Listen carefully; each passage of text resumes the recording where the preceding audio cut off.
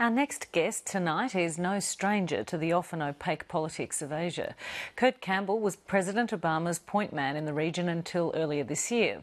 As Assistant Secretary of State for East Asia and the Pacific, he was widely credited as driving the administration's pivot to Asia, essentially a rebalancing of American foreign policy from the Middle East to Asia.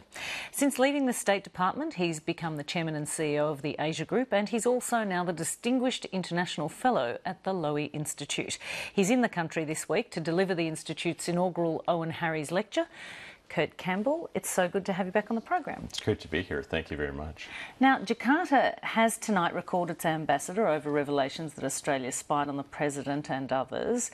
In diplomatic terms, how significant is that? It's pretty significant. I'm afraid you're in for a few uncomfortable months in your bilateral relationship, and as you've seen, the foreign minister's been out, some of the prime ministers, the president's key aides have gone out and castigated Australia. So I think it's going to be difficult, particularly given how much Prime Minister Abbott has made of how he wants to refashion the relationship with Indonesia. You're going to get through this, and the relationship will be strong again. But there is a ritual quality that I'm afraid you're going to have to go through, and very little you can say now or do is going to ease the next couple of months. Well, we just heard there the head of Jakarta's intelligence, one of the members of the Intelligence Committee, Tantowi Yawa, has told Lateline that Australia is really treating Indonesia like the enemy. Countries that are true friends don't spy on each other, do they? Oh, absolutely they do, and I can tell you that some of the most sensitive spying is done by allies and friends. I traveled to a number of allied countries and we had to be incredibly careful. I think you just have to assume that it's a modern fact of statecraft, and you can't be naive about it, and have to appreciate that some of it is actually stabilizing. Knowing more about how friends and others are thinking about problems is important. I would say also, as you think about Australia, some of the most difficult foreign policy challenges, terrorist attacks, have actually emanated in Indonesia and have been terrible for Australia. Australia has good cause to understand the delicate dynamics that play out behind the scenes with regard to how Indonesia is thinking about some of those movements and some of the actors inside its country. So I actually think the way Australia has played it to date is exactly right. To say, look, you know, we try to use this for good, we want a good relationship. You have to stay on that message. Again, it's not going to be comfortable. I know a little bit about this. The United States is going through this on almost a weekly basis lately. We had a recent experience with Germany. I think there will be more revelations to come associated with Mr. Snowden. And so I think the allies just have to expect that this is going to be the order of the day for a substantial period of time ahead. Now, there's a broad problem here for the United States, isn't there? You can't seem to keep your secrets, and that's having broad implications on allies like Australia. Very much, and you know, this whole experience was preceded by WikiLeaks, and so it seemed like just over the course of the last several years, we've had several examples of these kinds of leaks. The truth is, some would say that, you know, in a democracy, it's more important how you deal with issues that come into the open than keeping secrets. I don't know if I would go that far, but the fact of the matter remains that it is the case that what is going to come out and what has come out is deeply uncomfortable for the United States and for many of our allies that we work closely with. Our former Foreign Minister Bob Carr thinks that over time, as the relationship deepens, Australia will have to share intelligence with Indonesia. Would the US accept an expansion of the Five Eyes agreement between the US, Britain, Canada, New Zealand and Australia? Well, let me say that we already share substantial information with Indonesia and with other countries in Asia. The US does, you mean, yeah. And Australia. It's just the quality and the kind. Some of the most sensitive information is only shared with a handful of countries, but other information is shared regularly with other countries in Southeast Asia, and that's the case between Australia and Indonesia as well. Look, I think there is substantial scope for increasing ties in defense, in intelligence, and elsewhere. And I know that's where the Abbott government wants to go. Some of that information is so sensitive, you have to have confidence that it won't be used improperly. But ultimately, I think the trajectory for the relationship of Australia and Indonesia is positive. Do you think then that Indonesian MPs are being slightly disingenuous when they suggest there's no spying going the other way? Indonesians spying on Australia? Look, their public, in a way, expects, almost demands a certain approach publicly, and also expects Australia and the United States and other countries to be sufficiently publicly contrite. There is, as I said, a little bit of a ritual quality to this. I think it will be difficult, but it will pass. Let's talk more broadly about the US relationship in the Asia-Pacific. Defence Secretary Chuck Hagel has cast doubt on America's continuing role as a kind of peacemaker in this region. Given cuts to the defence budget of something like $1 trillion, how is the region supposed to interpret those remarks from Chuck Hagel?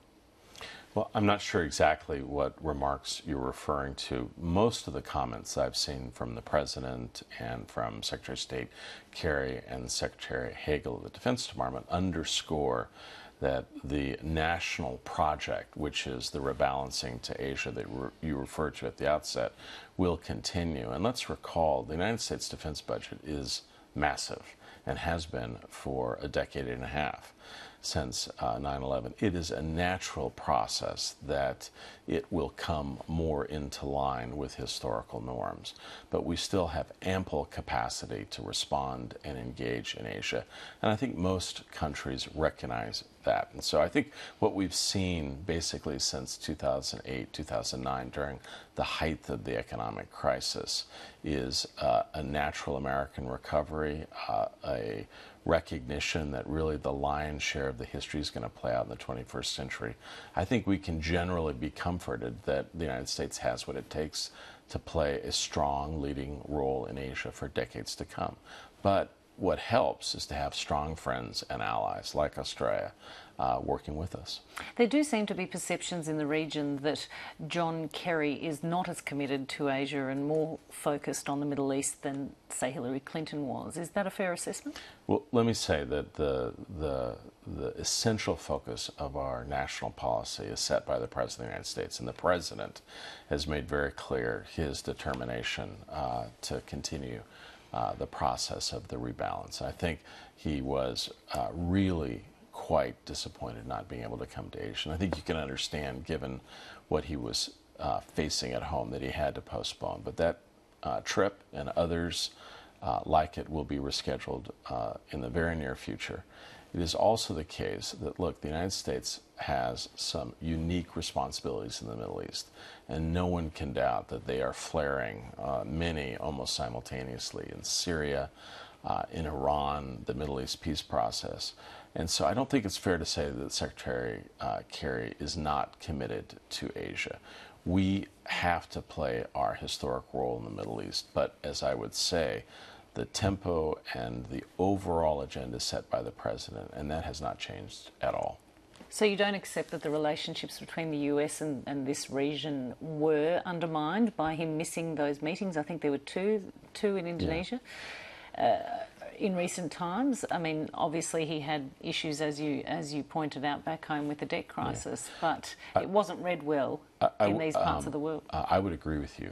I would not make that point. I do think that the U.S. standing was hurt, but I would also say that Asia understands on some level, expects more from the United States, and also recognizes that the American role is important going forward. So yes, it hurt us, but I think it's recoverable as well. Now, finally, I wanted to get a little personal. Within months of leaving your position with the US government, you started the private investment business, which I referred to earlier, the Asia Group. Yeah. Some people believe it's inappropriate for you to be making money from relationships that you established during your time as Assistant Secretary for East Asia and the Pacific, especially so soon after leaving the US government employ? Well, I would say, generally speaking, the most important contribution the United States makes in Asia is our business and our trade relationships. So I feel very positively about American economic and commercial engagement.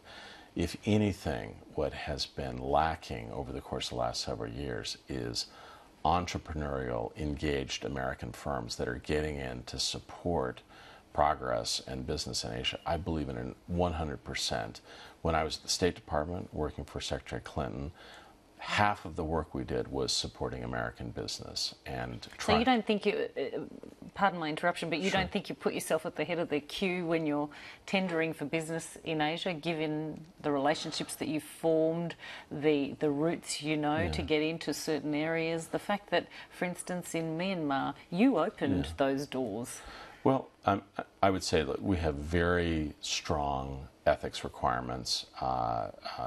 We take an Obama pledge about not lobbying, not playing a role inside our own government. And so, yes, I feel very strongly that those policies are appropriate.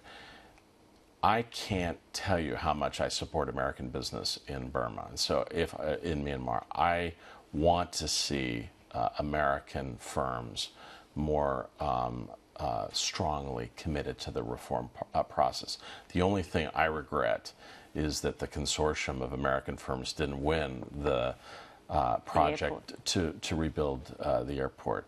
So I want to see more American tourism, more American firms. I believe if you compare the values and the contribution of American firms and Australian firms to, say, firms from other less representative countries, I don't think that there's a question that our role is essential. And so as the United States goes forward, if we're not successful economically and commercially, we will not be successful in Asia. So I don't feel any hesitation about that kind of engagement going forward. And remember, most of this is working with very well-established American firms that are trying to support American brands. If I can assist that, if our colleagues can assist that, then I think we're doing good. Dr. Campbell, we're out of time. It's always a great pleasure to have you on the show, and thank you very much for taking the time to speak to us. I appreciate it, Emma. Thank you very much.